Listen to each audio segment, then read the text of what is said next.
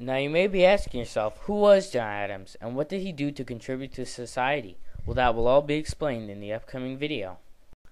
John Adams was born on October 19, 1735. This was the exact house he was born in. Just joking you. He wasn't born in the White House. Although he was the first president to live in the White House, he was born here, in Quincy, Massachusetts. At the surprisingly young age of 16, John Adams went to Harvard, or as he would have pronounced it, Harvard. At the age of 28, John Adams married his wife, Abigail Smith, on October 25, 1764.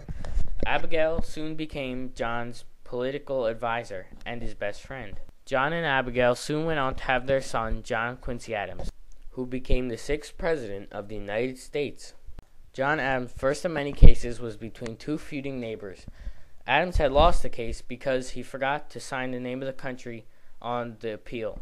Adams then realized that to become a successful lawyer, he would need to study local law instead of the classic laws he was studying.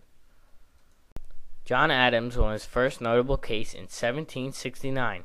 Adams succeeded in dropping charges of wine smuggling against his client. Who was John's client? Well, it was no other than John Hancock.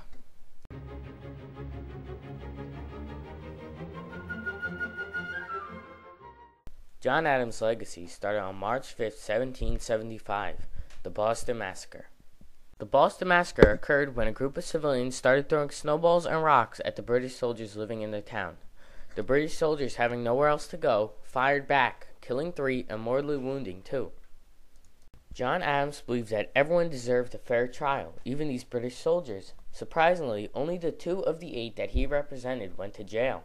This was quite an amazing feat, since these British soldiers were not wanted in the town. John Adams' adherence to the rules of law and defense of the rights of the accused live on to this day. No matter how unpopular the defendant may be, they are guaranteed legal representation for a fair trial. Since his days as a lawyer, there have been thousands of cases that exemplify this. A recent example is Guantanamo Bay, where accused terrorists are guaranteed a fair trial.